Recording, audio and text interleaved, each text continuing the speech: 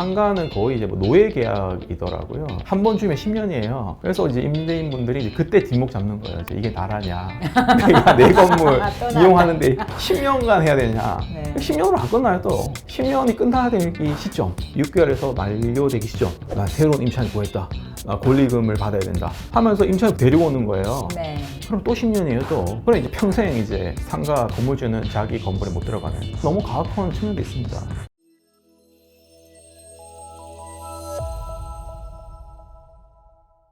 안녕하세요. 부동산 전문 김민정 변호사입니다. 이제 로캐스트 세 번째 시간인데요. 이번 시간에는 이제 상가, 건물주 입장에서 또 반드시 아셔야 되는 필수 법률에 대해서 정리를 해보겠습니다. 안녕하세요. 해결사 주변 조세영 변호사입니다. 우리 지난번에 주택임대차 집주인분들이 뒷목 잡는 이야기 좀 나눴었는데 건물주 위에 건물주 좋은 거 아니에요? 우리 건물주 되게 부러워하잖아요. 네. 근데 꼭 그렇진 않아요. 뒷목 잡는 일 되게 많습니다. 아, 그래요? 왜냐면 엄청 다양한 성격과 유형의 임차인들이 있거든요. 제일 먼저 숙지해야 되는 게 이제 상가 건물 임대차 보호법이에요. 이거 모르면 안 됩니다. 나이 있으신 분들이라든지 상속 받거나 하신 분들 잘 모르시는 분도 계시거든요. 그 상가 건물 임대차 보호법이 이제 적용되는 그 범위가 있어. 그 범위부터 우선 아셔야 돼요. 내가 이 범위 내에 들어가야 상가 건물 임대차 보호법이 적용이 되는 거고, 그 범위 내에 못 들어가면 이제 상가 건물 임대차 보호법 적용이 안 되거든요. 서울 같은 경우에는 그 한산 보증금을 따져서 9억 원을 초과하면 이제 보호를 못 받게 돼 있습니다. 네. 또 중요한 부분이 있어요. 9억 원을 초과하더라도 서울 같은 경우에는 한산 보증금을 초과하더라도 몇 개의 규정에 한해서는 또 적용이 되게 돼 있거든요. 계약 갱신 청구권, 그리고 대항력, 그리고 권리금, 그리고 3기 이상 차임 연체했을 때 해지되는 거, 이 4개는 한산 보증금을 초과하더라도 적용되게 돼 있습니다. 제가 공부할 때 그 두 문자로 외워서 그걸 했거든요. 두 문자 좋아하시잖아요. 네, 저 두 문자의 달인이거든요. 두 달입니다. 네. 갱대권삼이에요. 건물주 갱대권삼만 이제 아시면 돼요. 계약 갱신 청구권, 대항력, 권리금, 3기 이상 차임 연체. 아, 이건 내가 9억 원 초과하더라도 난 더 보호받을 수 있다. 거의 서울 수도권에 9억 초과하는 보증금 되게 많잖아요. 맞아요. 하지만 난 계약 갱신 청구 행사할 수 있다. 10년이잖아요. 대항력, 제일 중요한 거잖아요. 임차권을 보장받기 위해서. 네. 권리금, 나갈 때 권리금 수억 원 받고 나가야 돼. 꿈꾸고 있잖아요. 3기 이상 차임 연체는 이제 임대인한테 유리한 조항이거든요. 계약갱신 요구권부터 한번 살펴보죠. 이거는 10년간 계속 장사할 수 있게 보장을 해주는 거잖아요. 그쵸. 그 계약 기간 단위는 1년이거든요. 네. 그리고 2년을 계약했으면 이제 2년이 도과되기 전 6개월에서 1개월, 이제 주택 임대차 보면 2개월이잖아요. 6개월에서 1개월 사이 기간 동안 이제 계약 갱신 청구권을 행사를 할 수가 있고요. 그러면 특별한 사정이 없으면 이제 무조건 계약 갱신되게 됩니다. 주택 임대차 보호법에서는 실거주가 있으면 이제 거절할 수 있잖아요. 상가는 내가 직접 장사하겠다라고 하면서 내보낼 수 없습니다. 그렇죠. 상가는 거의 이제 뭐 노예 계약이더라고요. 한 번 주면 10년이에요. 그래서 이제 임대인분들이 이제 그때 뒷목 잡는 거예요. 이제 이게 나라냐? 내가 내 건물 이용하는데 10년간 해야 되냐? 네. 10년으로 안 끝나요 또. 10년이 끝나야 되기 시점, 6개월에서 만료되기 시점. 나 새로운 임차인 구했다. 나 권리금을 받아야 된다. 하면서 임차인 데리고 오는 거예요. 네. 그럼 또 10년이에요 또. 그럼 이제 평생 이제 상가 건물주는 자기 건물에 못 들어가는 너무 가혹한 측면도 있습니다. 권리금의 분쟁이 제일 좀 많이 생기는 것 같아요. 이제 권리금 같은 경우도 이제 계약이 만료되기 시점을 기준으로 6개월 전부터 만료되는 시점까지만 방해하면 안 되게 돼 있거든요. 그럼 거꾸로 반대해서 가면 그 기간 외에는 방해도 되는 게 아닌가. 그렇죠. 그 반대해서 나머지 가면. 기간 중에 임차인이 다른 임차인 데리고 왔으니까 여기 양도양수 할 테니까 계약서 써달라고 하면 그건 거절하셔도 괜찮아요. 거절할 수 있죠. 근데 그걸 마치 임차인분들이 권리라고 생각하시는 분도 계세요. 내가 새로 임차인 구하면 무조건 써줘야 되는 거 아니냐. 근데 그게 아닙니다. 6개월에서 이제 만료되기 전까지만 정당한 임차인이 고해 왔을 때 방해해서는 안 된다는 거지. 만약에 계약 기간 1년 남았는데 난 뭐 임차인 구해 오면 거절할 수 있는 거죠. 근데 이게 같이 부딪히는 것 같아요. 임차인은 10년을 장사를 했더라도 권리금을 또 받을 수 있잖아요. 그렇죠. 근데 이제 임대인 입장에서는 10년이나 뭐 8년이든 어쨌든 오랜 기간 장사해 줬는데 거기다가 무슨 권리금이냐. 그리고 그쵸. 임차인이 새로 데리고 오는 그 임차인이 마음에 안 들거나 임대인 입장에서는 기존 임차인에게는 5%씩 밖에 못 올리던 그 차임을 새로운 임차인에게는 그 5%룰이 적용이 안 되기 때문에 주변 시세에 맞춰서 많이 올리고 싶은데 임차인은 내던 그 정도의 월세를 낼 만한 임차인을 데리고 온단 말이에요. 여기서 많은 분쟁이 생기는 것 같아요. 그렇죠. 그리고 권리금 액수도 문제예요. 권리금 액수 너무 많이 요구를 하는 거죠, 이제 임차인이. 월세 50만 원 정도 내면서 뭐 10년간 살았는데 나중에 나갈 때 뭐 권리금 2억을 요구한다든지. 그런 임대인 입장에서는 조금 뒷목 잡는 거죠. 새로 들어온 임차인도 부담스럽잖아요. 그렇죠. 지금까지 받았던 월세보다 권리금이 더 많은 경우도 그렇죠. 있어요. 크게 한탕하는 거죠. 제가 실제 이제 상담했던 사례인데 모텔이었는데 그때 당시 코로나 시기였어요. 코로나 시기니까 잘 안 돼서 임대인이 스스로 돈 들여서 리모델링 한 거예요. 임차인을 구했는데 이제 너무 힘들다라고 해서 이제 보증금 월세 다 깎고 이제 권리금 하나도 없이 몸만 들어왔어요. 진짜 건물주의 주장에 하면 임차인 몸만 들어왔는데 코로나가 이제 끝난 거죠. 손님들도 많이 오면서 권리금 받고 나갈 생각이 든 거죠. 근데 이제 5억을 요구하는 거예요. 이제. 자기는 아무것도 인테리어 한 것도 없어요. 그리고 기존에 이제 임대인이 관리했던 거라서 뭔가 형성되는 권리금이 없어요. 아무것도 안 해놓고 나갈 때 새로 임차인도 5억 요구하는 거예요. 그러니까 임대인 입장에서는 이제 너무 열이 받는 거죠. 근데 영업 권리금도 있잖아요. 근데 뭐 그만큼 권리금 받을 만큼 안 됐대요.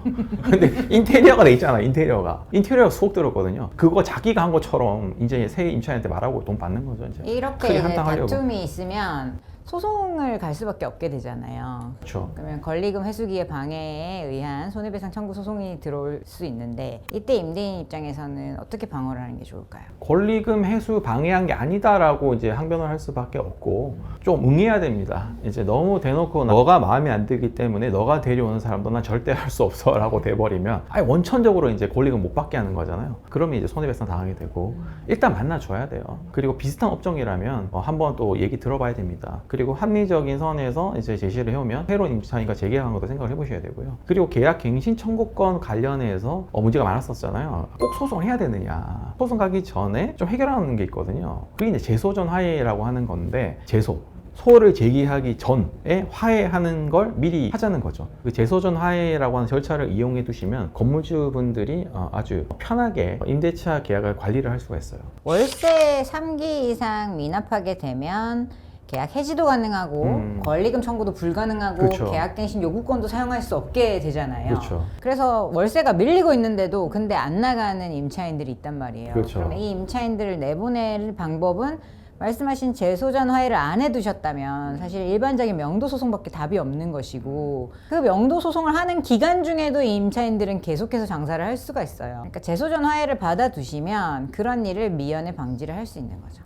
미리 좀 내보내셔야 되는데 또 마음씨 좋은 건물주 같은 경우에는 차임이 연체돼도 내보내지 않고 있다가 보증금 다 까이고 이제 뒤늦게서야 주겠다 했겠죠. 또 그런 분들 보면 또 중간쯤에 돈을 한번 줘요. 애매한 금액을 막 돈을 계속 줄 것처럼 길어지면서 이제 총익이 늘어나는 계획적인 사기를 친다고 보는 거죠. 제가 볼 때는. 네네네. 그래서 장기간 이렇게 피해를 보시는데 이런 건물주 분들은 꼭 재소전 화해를 체결을 해서 미리 법원에 신청을 하는 게 있어요. 재소전 화해 신청서를 써서 법원에 제출을 합니다. 그 화해 조항도 써야겠죠. 3기 이상 차임이 연체돼서 해지되는 경우에는 즉시 이제 퇴거한다라고 이제 하는 내용으로 재소전 화해 신청을 하면 만약에 3기 이상 차임이 연체됐을 경우에 소송할 필요 없이 바로 그냥 내보낼 수 있게 됩니다. 비용도 작게 되죠. 그러니까요. 제가 재소전 화해 말씀드리면 그것까지 쓰고 들어오는 임차인이 어딨냐라고 하는데 아닙니다. 많이 이용하고 있어요. 지금 많이 연간 10,000건 이상 신청이 되고 진행되는 절차이기 때문에 임대인 분들이라면 당연히 알고 계셔야 되고 많이 이용하셔야 되는 그거 안 쓰겠다고 하는 임차인이 이상한 거죠. 안 쓰는 게 범인이다.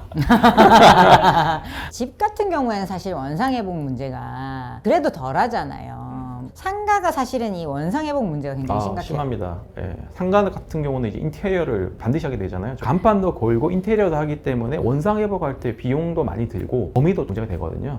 마찬가지로 이제 건물집 입장에서는 싹 다 새 걸로 깔끔하게 하고 나가길 바라는 거죠.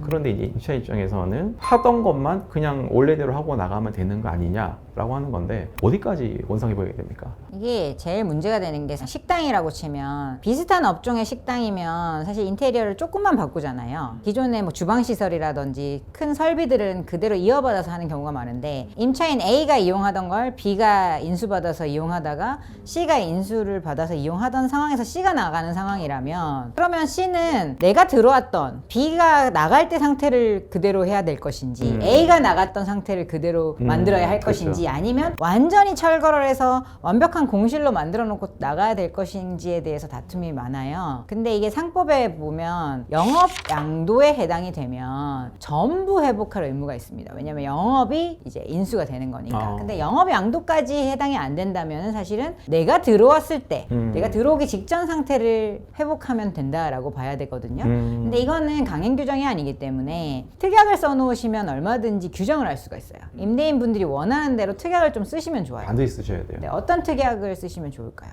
제가 실제 상담했던 사례인데요. 특약에 어떻게 써져 있었냐면 인테리어 원상 복구는 노출 상태로 원상 회복해야 된다고 돼 있더라고요. 노출 상태라고 하는 게 이제 처음에 건물 준공받고 났을 때 바닥도 시공이 안 돼 있고 천장도 다 뚫려 있는 상태. 네. 이제 임차인이 저한테 왔었어요. 근데 임대인이 불리한지 모르고 쓴 것 같아요. 그래서 지금 임대인이 원하는 건 바닥도 이제 뭐 데코 타일이라든지 깔끔한 걸 해놓고 천장도 다 마감해서 등도 매립하고 이렇게 해서 나가라는 건데 노출이라고 돼 있잖아요. 네. 천장도 노출이면 그냥 천장만 뜯으면 되는 거거든요. 네. 바닥도 기존 쓰던 타일을 폐기만 하면 되는 거거든요. 네. 원래대로 지금 한 대로만 그냥 노출만 시키면 편하잖아요. 다 네. 폐기물 처리하면 그렇게만 하면 된다고 잘못했던 경우가 있어요. 맞아요. 그러니까 노출을 원하시는 경우도 있어요. 왜냐면 다음 업종이 들어와서 어차피 인테리어를 할 그쵸. 거기 때문에 어설프게 마감이 돼 있으면 그걸 다시 뜯고 다시 하는 비용이 또 들기 때문에 그쵸. 그런 경우에는 노출이라고 쓰시면 되고 그게 아니라 일반 사무실 같은 경우야 사실은 바닥이나 천장이 기본만 돼 있으면 되기 때문에 그냥 기본 상태이면 현 상태에 준하는 뭐 기본 마감 상태를 회복하고 나간다 정도로 구체적으로 쓰시면 좋겠죠. 그리고 이제 그 원상 회복에 대해서 또 이제 또 중요한 점이 있는데 네. 그 임차인이 법인에 대해 조심하셔야 돼요.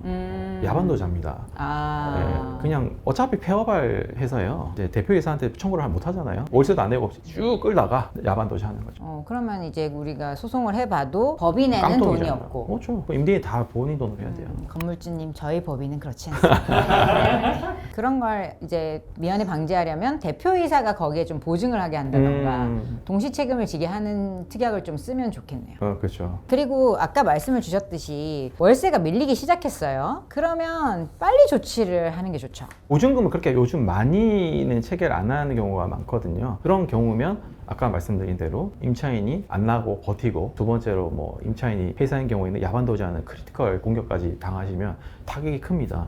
그러면 이제 또 뒷목 잡고 이제 이게 나라냐 이런 소리가 나오는 거죠. 보증금을 그러면 최소한 어느 정도는 잡는 게 좋을까요? 월세 대비. 제 생각은 최소한 1년 이상치의 보증금을 확보를 하셔야 돼요. 그리고 3기 이상 차임이 연체됐을 때 바로 하셔야 됩니다. 바로 이제 조치를 취하셔야 돼요. 3기 이상 안 내는 사람 안 내는 사람이에요. 왜 3기를 연체해요? 3기를 연체하면 계약갱신 신청권 못하지, 뭐 권리금 못하지, 맞잖아요? 그런 걸 다 불이익 감수하면서 안 내는 거예요. 그 사람이 제대로 된 영업을 하고 있을까요? 그러다가 야반도주, 이제 크리티컬 공격까지 당하면 그때는 이제 손해액이 너무 커지거든요. 그래서 3기 이상 연체되면 바로 이제 해지통보하고 명도를 해야 내가 이제 피해가 없게 됩니다. 또 보면은 이게 임차인 분들이 화가 나실 수도 있겠지만 저희 임차인을 위한 영상도 많이 찍고 있습니다. 다 상대적인 거니까요. 힘든 임차인을 대하는 건물주 입장에서 말씀드린 내용이었고 다음에 또 임차인 분들의 고충을 또 해결할 수 있는 여러 가지 팁들을 더 전해드리는 그런 영상도 전해드리도록 하겠습니다. 그렇죠. 저희가 임대인과 임차인 분쟁이 이제 많다 보니까 이 분쟁을 조율하는 프리미엄 케어 서비스를 하고 있거든요. 도저히 임대인, 임차인 우리 둘이서는 해결 안 될 것 같다 하시면 저희 로이드 연락을 주시면 저희가 중재 역할을 하면서 해결을 해드릴 수도 있습니다. 아무래도 당사자끼리 하다 보면 감정적인 부분이 들어가거든요. 그리고 좀 본업에 바쁘다 보면 또 직접 막 일일이 소통 못 하시는 건물주분도 많이 계시거든요. 저희가 그런 걸 해결해 드리고 있으니까요. 관심 있으신 분들은 연락 주시기 바랍니다. 이번 시간에는 저희가 건물주분들이 반드시 알아보셔야 되는 지식에 대해서 살펴봤는데요. 또 다른 알짜 법률 지식을 찾아서 저희가 신속하게 또 안내를 해드리겠습니다. 감사합니다. 고맙습니다.